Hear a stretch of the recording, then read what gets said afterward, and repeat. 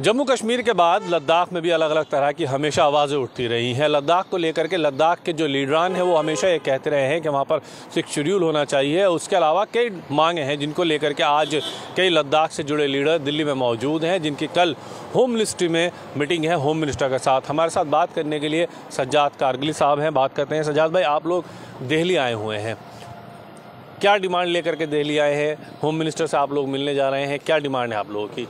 देखिए ताबिश भाई, हमारी 4 अहम डिमांड्स हैं जो हमारा 4 पॉइंट एजेंडा है, जिसमें स्टेटहुड है, 6 शेड्यूल है। हमारे लोग एम्प्लॉयमेंट की डिमांड कर रहे हैं। एक भी गेजेटेड पोस्ट वहाँ पे पिछले 4 साल से नहीं है। लद्दाख पब्लिक सर्विस कमीशन नहीं है। इसके अलावा यूटी बनने से पहले पूरे लद्दाख को एक रिप्रेजेंटेशन थी पार्लियामेंट में। हम ये डिमांड कर रहे हैं कि इसको बढ़ाकर 2 रिप्रेजेंटेशन हमें दी जाएँ, लेह के लिए अलग और कारगिल के लिए अलग। तो हम यही डिमांड कर रहे हैं कि पिछले 4 साल में यूटी के नाम पे, डेवलपमेंट के नाम पे जो वादे हमारे साथ हुए थे वो साकार होते हुए हमें नज़र नहीं आ रहे हैं। लोगों का एम्पावरमेंट के बजाय डिसएम्पावरमेंट हुआ।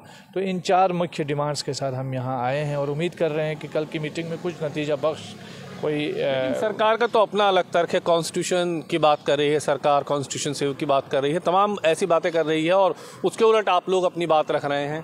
देखिए, 6 शेड्यूल भी जो है वो कॉन्स्टिट्यूशनल सेफगार्ड्स में ही आता है। 6 शेड्यूल कोई अलग सी चीज़ नहीं है और इसी देश के कानून का एक हिस्सा है। इसी तरह स्टेटहुड की डिमांड कर रहे हैं। मतलब आप 5 अगस्त 2019 को जो डिसीजन लिया गया था उसमें हमारी रिप्रेजेंटेशन छीनी गई थी, दी नहीं गई थी।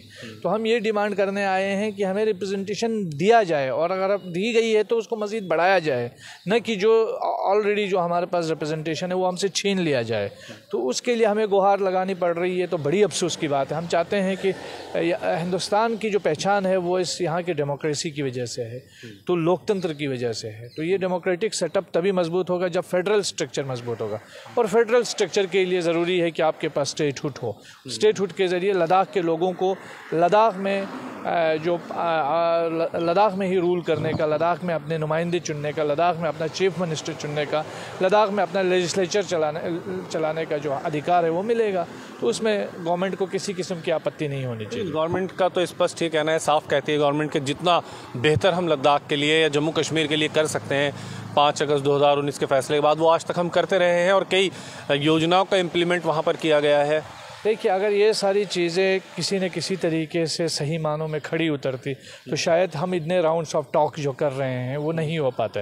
और सरकार भी इन चीज़ों को रिकॉग्नाइज़ करती है, तभी तो हाई पावर कमेटी बनाई है इन चीज़ों को एड्रेस करने के लिए। तो ये लद्दाख के लोगों के एस्पिरेशन से लद्दाख को क्या चाहिए क्या नहीं चाहिए, लद्दाख के लोगों को पूछा जाना चाहिए। सरकार जो है यहाँ से यूनिलैटरल डिसीजन लेकर कोई भी चीज़ थोपे और लद्दाख को वो चीज़ मंजूर हो, तो ये मुझे लगता है बिल्कुल लॉजिकल नहीं है। तो उम्मीद यही करते हैं कि कम से कम लद्दाख के लोगों के एस्पिरेशंस को थोड़ा एड्रेस करे, वो समझे और एड्रेस करने की कोशिश करे। वो तभी हो सकता है कि लद्दाख के लोगों को कॉन्फिडेंस में लेकर ऑन बोर्ड लेकर इन मसाइल का लगातार आप लोग दिल्ली आते हैं, डिमांड करते हैं, आप लोग कह रहे हैं और होम मिनिस्टर से भी आप लोगों को समय मिल गया है, बातचीत हो रही है। कितनी उम्मीदें हैं आपको कि दिल्ली आपको बहुत कुछ देगा या दिल्ली से आप खाली हाथ जाएंगे? देखिए, अगर देगा या नहीं देगा तो ये तो सरकार के ऊपर डिपेंड करता है कि क्या देना है सरकार ने, क्या नहीं देना है।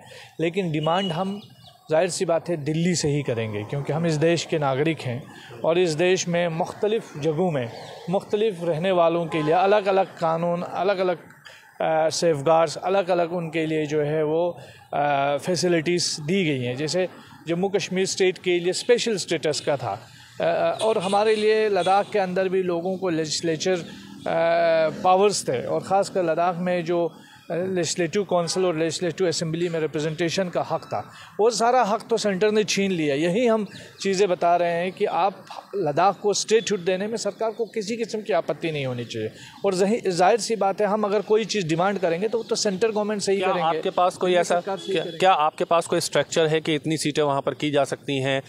अगर आप स्टेट की बात कर रहे हैं तो फिर आप असेंबली इलेक्शन की बात करेंगे, तो क्या कोई स्ट्रक्चर है आप लोगों के पास में? देखिए, लद्दाख से पहले जिन स्टेट्स को, फॉर एग्ज़ाम्पल जिन रियासतों को रियासत का दर्जा मिला, उनमें से एक है सिक्किम।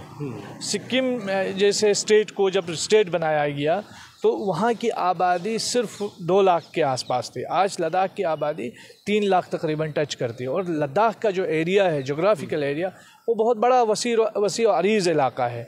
तो जिसके मुकाबले में सिक्किम बहुत छोटा इलाका है। तो ऐसे में लद्दाख फिट बैठता है कि लद्दाख को स्टेटहुड दिया जाए, और लद्दाख को अगर लेजिस्लेचर दिया जाता है तो मुझे लगता है कि लद्दाख के लोगों का जो हमारे देश का लोकतंत्र है, देश का कॉन्स्टिट्यूशन है, देश के साथ जो एक इंटीग्रिटी है, उसमें मज़ीद इजाफा होगा। अभी जो चीज़ है सेंस ऑफ इनसिक्योरिटी है, आपके पास कोई कॉन्स्टिट्यूशनल सेफगार्ड नहीं है, ज़मीनों का कोई संरक्षण नहीं है, जॉब्स के लिए आपके पास आप कोई अपॉर्चुनिटीज़ नहीं दे पा रहे हैं। तो ये एक ट्रस्ट डिफिसिट हो रहा है, लोगों के साथ एक विश्वासघात टाइप का चीज़ हो रहा है। तो इसमें लद्दाख को सरकार को चाहिए कि लद्दाख के इन लोगों के जो आपके बॉर्डर के सुरक्षा में हमेशा लगे रहते हैं, जो आपके देश के INEers का काम करते हैं, उन लोगों के साथ तो कम से कम एक सहानुभूति के साथ ये चीज़ें एड्रेस की जानी चाहिए और प्रायोरिटी बेसिस पे करना चाहिए। बहरहाल सरकार को फैसला करना है, लेकिन लद्दाख के लोग अपनी मांगों को लेकर के दिल्ली पहुंच गए हैं। होम मिनिस्टर से इन्हें उम्मीद है और उम्मीद है कि सेंट्रल गवर्नमेंट इनकी मांगों को मानेगी। वीडियो जर्नलिस्ट सादित के साथ ताबिश कमाल, दिल्ली।